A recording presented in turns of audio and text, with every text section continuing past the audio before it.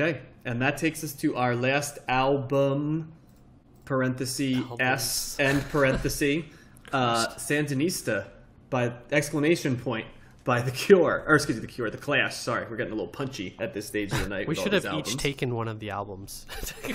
You know, it's funny because I was going to say, Josh, I actually listened to it as one piece, and then I listened to it as 3 distinct albums the second time that I listened to it. And I did a little exercise as well that we'll talk about when I get to my point, but I'm last to talk. Matt, I believe, is first. So Matt, why don't you go ahead and run the numbers and you start us off. Yep. So Sandinista by The Clash comes in at number 107 in the 1980s on Best Ever Albums, number 13 in 1980, number 703 of all time. It is The Clash's third highest ranked album, behind The Clash's debut album from 1977, and of course London Calling from 1979. It also, Sandinista is the only album we're covering tonight that made Rolling Stone's list, coming in at number 323.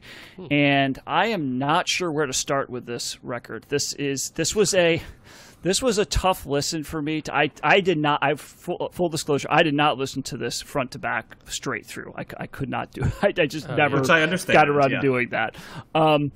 This is a very hit and miss record for me. I think that there are a lot of great, strong highs on here. Yeah. I like the variety. They certainly are doing a lot. I mean, talk about genre bending. This is doing that to the nth degree for The Clash. I'm sure we'll talk a lot about them, but I'm certainly hearing, if this is a popular album, it's not as punk. There's probably punk is one of the genres that's kind of off to the background, and and there's other things that are taking more center stage here.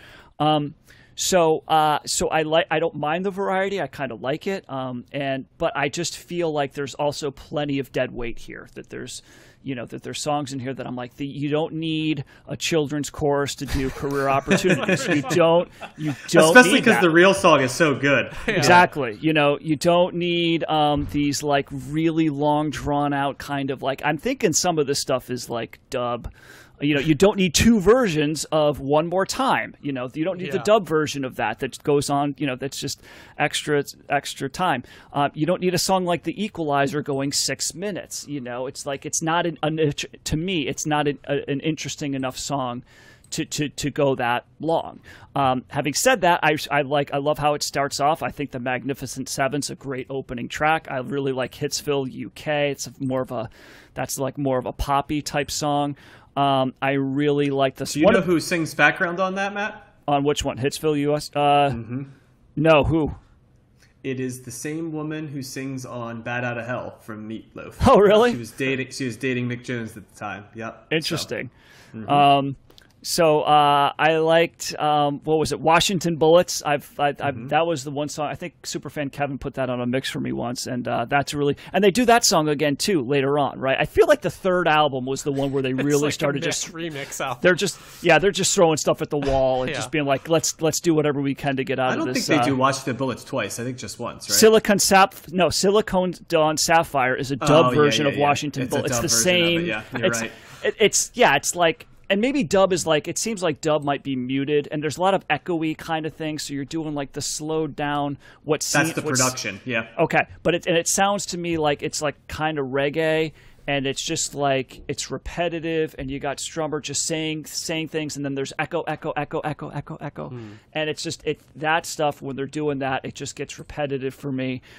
So this album absolutely needs to be, if any album that we've listened to, long album, needs to be cut back, it's this one. I think you could probably put together an album, like half of this would be great. But I understand the story behind it, and I know that they're not trying to make like the best album ever. They're trying to get out of the record contract, which is totally understandable. But it just troll Bruce Springsteen, by the way. That's the other. They're trolling Bruce Springsteen. Why? Because of the river. So the deal is they got a lot of shit when they released London Calling because they said double albums are a real burden. And kind of we don't want you to release. So they had to fight to release it, and they went kicking and screaming, and then like 7 months later, like their record company released The River, like no questions asked, and publicized the hell out of it. So they were they weren't annoyed at Bruce Springsteen. It was sort of like, that's very interesting. We had to do this. So they're like, well, if we could do 2, we can do 3. So that was that's the funny. mythology of this album too. Yeah. Yeah. and I liked, what was the see, this is the other thing too. I didn't make. What was the one that was kind of like the gospel song? Oh, I wrote it down.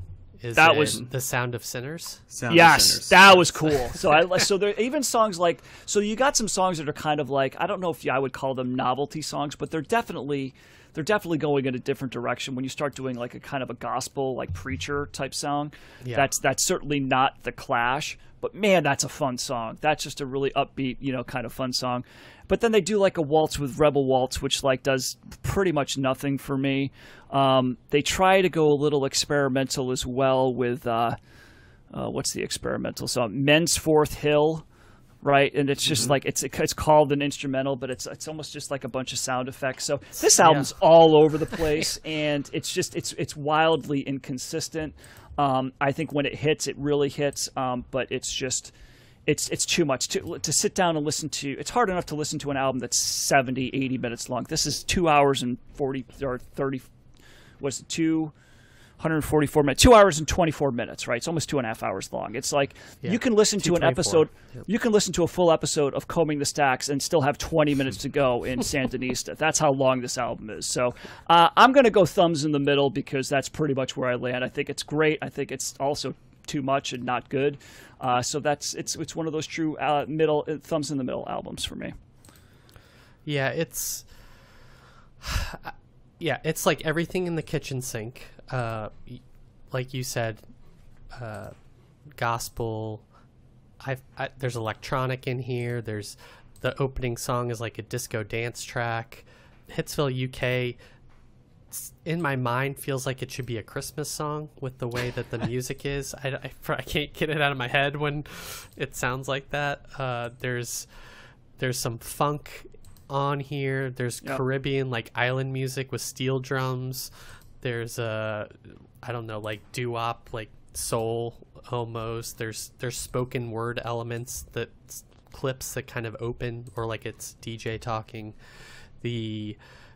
So it's everything, and I don't feel like they're half-assing it. It's not like they're just putting together scraps of songs. I think they are intentionally trying to do, like, make the best of it in a way by like saying, okay, let's try every possible genre that we can and put our spin on it. And some of it works better than others. I think if you cut this album down to like one album, it'd probably be, or even a double album, you could probably get close to what London Calling's like. They still have a knack for writing things, lyrics and jingles to get in your head, like Ivan Meets G.I. Joe. The chorus on that is so funny, and it does remind me of like this. They're like vaulting into the 80s with some of the like effects and sounds that they have on it. And so, but it's too much to ingest at one time, and it's too much to unpack without getting lost, and you start forgetting songs right away by the time you're on like the second album or into the third album. I agree. I feel like the third album is probably where I was like, okay, you guys have done enough. I don't need to hear this electronic backwards vocals or whatever sparse kind of sounds they're trying for. I feel like Joe Strummer's not always singing on all of the songs. I think they've got different singers. No, he's the topper head and sings on Ivan Meets G.I. Joe. I know for a fact. Yeah. And so he's like, well, he gives spots to children. I think there's a woman on Lose This Skin. There's a female singer that throw a violin. So that's Timon kind of like Dog. That's like that's a male singer, I think. Is it? Really? Mm-hmm. Yeah. It sounded like a girl. Actually, I like that. That's like one of those crazy Irish songs, like in the bar where you're going nuts. Yeah, that was a fun one too. Yeah. And Mick Jones, by the way, sings regularly on Clash Sing, so it's not just Joe Strummer as the lead. Yeah. And like Paul Simon sings a song on this. I think the Crooked Beat. Yep. Yeah. So they do. Yeah. They mix it up. So up. I respect their spirit in terms of trying everything, and it's still kind of quintessentially a Clash album. It doesn't sound out of character with them, and it's funny at times, and there is definitely, like, if you put this if you know how you can do like, well, on the iPod you used to be able to do shuffle songs for an artist. So if you like threw this in with all the other Clash albums, you'd really get some like variety and hear some. And I've done that, by stuff. the way. It's hilarious. Yeah. So I'm glad we listened to it, but it's a beast for sure. Mm-hmm. I took the liberty, guys, because the stuff that holds about this album is true. That like disc number 3, much like George Harrison's disc number 3 on All Things Must Pass, like didn't really need to exist. And so a lot of times I think of this as a double album with just, the Clash meets Lee Perry and listen to experimental rock, and that's their take on it, or like a bonus CD. They're doing soundscapes, they're doing real dub, they're doing they're redoing versions of songs on previous albums. Well, like the last 4 of the last 5 songs are dub, right? And then the Career Opportunities is like a gimmick. I think it's. And then they do Police. The last song is like a dub version of Police and Thieves. Yeah. Yeah, so I mean, I almost songs from other albums. Actually, I kind of disagree with you, Josh. I think they are getting a little lazy. I think that they are just. I mean, they're trying something, but I think they just like dub, and they were like, "We're going to take dub into the mainstream," because that's kind of what they did with reggae to some degree. They're like, "Hey, Bob Marley's doing it, but let's bring it to English." So I think that was the spirit of it. Like, hey, we've been listening to a shit ton of Lee Scratch Perry, and we love this. But sometimes you can love something, and it doesn't need to be. Taken by you. But I took the liberty, guys, of making a 12-track Sandinista that would stand with the best Clash albums. Because if it's just these 12 and we listen to it, I think because of the bloat of the album, you may not realize how good that 12 song. So here we go. So I will give the 12 songs that I would put in my version of Sandinista. You ready, guys? Okay. Magnificent Seven. Yes. Hitsville, UK. Ivan Meets G.I. Joe. Yep. Somebody Got Murdered. Yep. I would combine One More Time and One More Dub into one song to give a feel for that, because I think combined it makes sense as like a 6-minute thing that would be like, ooh, interesting, but I would combine them, not do it together there. So that's track number 5. Okay. Sound of Sinners would be number 6. Police on My Back would be number 7. The Call Up would be number 8. Washington Bullets would be number 9. Lose This Skin, because it's interesting. I think it would be cool to have that late in the album, would be 10. Charlie Don't Surf would be number 11. And I would throw in Version City, because I do like Version City a little bit as the 12th and kind of obscure ender. So that would be my 12 song Sandinista. There's a couple others I considered. I don't know what mine would be, but you hit several of them, I think. So. Yeah. And what I would dare you to do way later, when we've had time away from this album, so I feel like I have to hear it again, is I might create that album for you and call it John Sandinista and have you listen to it and see. And I looked at what the length of that album would be, and it would chalk in at about 41 minutes. And I bet you if you listen to that 12-song album, things like the fact that there'd be 1 or 2 representations of dub would be more novel and like, oh, okay, that's an interesting take that they did, as opposed to getting whole sides of an album. And so that would be... So I'll stand by the fact that I think a 12-track album, and I would sequence it a little bit differently too, a 12-track album from Sandinista would be one of the better albums that we've listened to in a while, because it's what's good on here is really, really good, and the ambition is there. I agree with Josh that this is fully... I know you said earlier, Matt, like this is not like this is not the Clash. I'm like, well, what is the Clash? Because I didn't say it's not the Clash. Ambitious. I said it wasn't the punk version of the Clash. Correct. Yeah, but they weren't really the punk version of the Clash in London Calling. If we're being honest, no, that's true. That was their first album was more, but the Clash is always kind of thrown in. I don't know. That was my own introduction. The Clash is like one of the big punk bands. Yeah, Well, I think that's once again though. It's once again though. That's kind of like the easy thing, right? They started there, but then London Calling's not it. This certainly isn't, and certainly Combat Rock is not. that, you know, so like most of their career they were doing something that wasn't punk. It's not like they were the Ramones and created the same album over and over and over again. The Clash are a lot more like Blondie, that they're shifting from, you know, that new wave pop at the beginning to like, oh, now here Debbie Harry's doing some disco and a little bit of punk, and oh, look, she's doing early rap and stuff like that. I mean, the Clash are like that too, so it's hard for the Clash to me stand out for being sort of genre benders. That's what they always are. And yeah, so I mean, how do you rate this one? I was even trying to think of what the Clash are. I've often said the Clash are my favorite band. They're certainly in my top 5.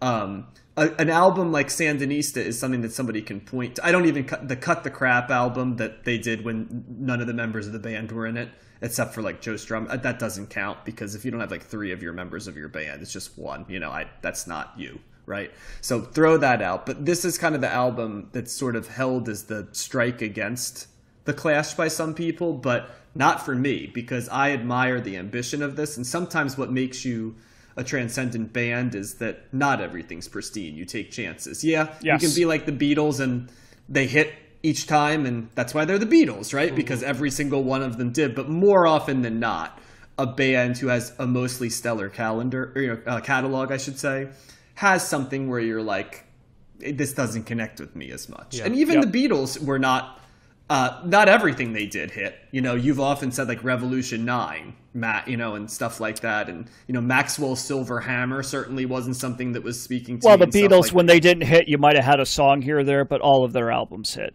Yeah. Well, I'm saying that they took chances within their albums. Oh, yeah. But no, they did. Have a yes. piece and some, you know. And they did the Long and Winding Road, which, you know, come on. Yep.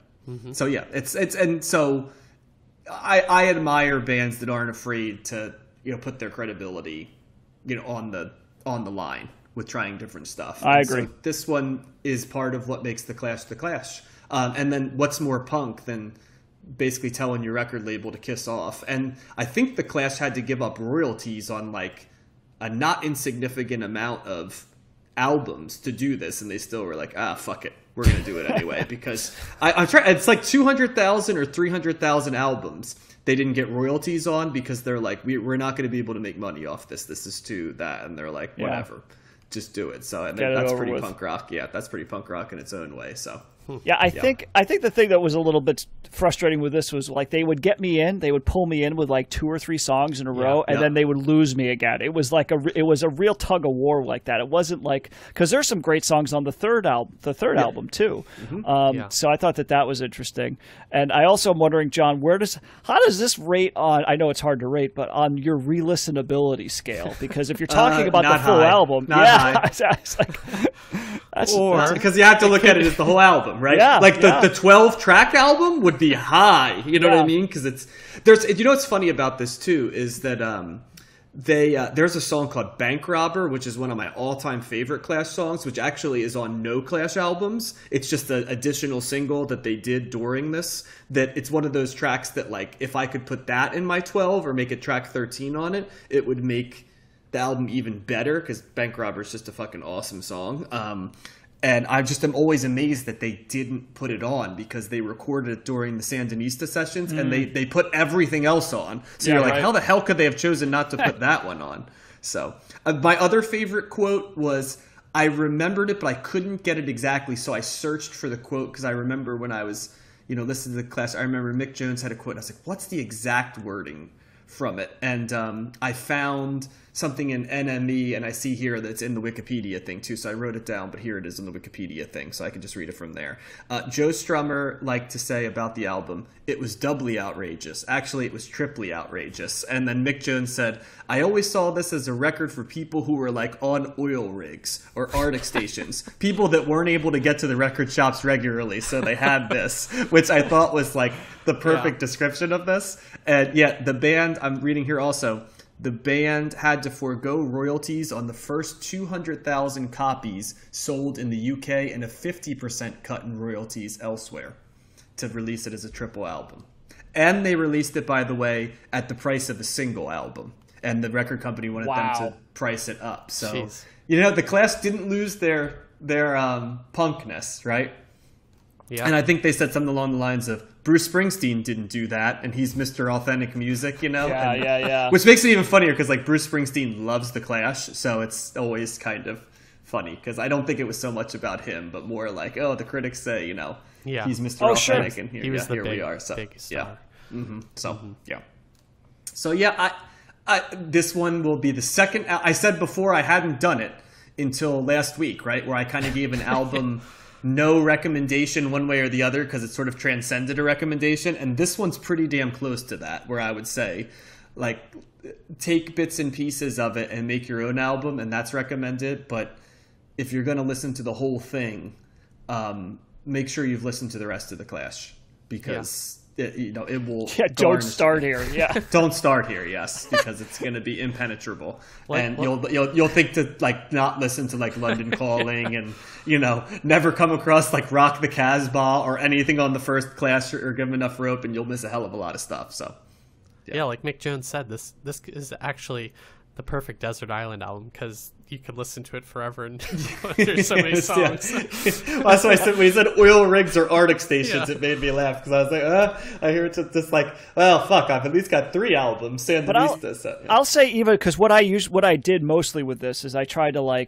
I listened to the first album, and then I would listen to like The Cure, and then I listened to the second album, and then I listened to so I used them actually like 3 individual albums, and even doing that was kind of like a little maddening because it was just like, again, it was the couple of good songs, couple of songs I wasn't that into at all. So it's a very, I mean, gosh, you said the Police album was not consistent. This is even much more so. But to a whole different level, yeah. But that's why I'm like, I got to give it true thumbs in the middle. Like it's just it's like it's like exactly they both outweigh each other, or they equal each other out, I should say, and put it right in the middle. It's also like I just thought it'd be so funny, like that when we listen to that Mothers of Invention album way back where we thought it was like the radio. If you like mix this album so it's like turning the dial, because you could see yourself driving on the road and like turning the station, and then you'd get a different song and be like a different station, and you could just go cycle through the whole thing like that. That's a great comparison, Josh, because that's kind of what it's like. It's like it's even the Mothers of Invention was like listening to the radio, and I think there was with the Who, right? The Who sold out was like supposed to be like pirate radio and stuff, and there's an element like of that on this as well. Yeah, and I know the Clash were inspired by the Who, and the risk taking on this is very Frank Zappa as well. So yeah, that's great pulls, Josh. So, and I think that takes us to the end of this episode. Fun one. 4 bands that often get compared to each other, but the albums we happen to pick didn't overlap as much as you'd think, right? Because it was the Jam at one standpoint. Sandinista is a different type of Clash album. The Cure are at the early formative years, maybe not the later. So while all of these bands kind of get lumped together, and my first inclination was, it's going to be a similar genre, it ended up being a lot more different than I thought it would be. Yeah, I agree. I never thought of the bands as similar. They are all very distinct in their own ways. And next week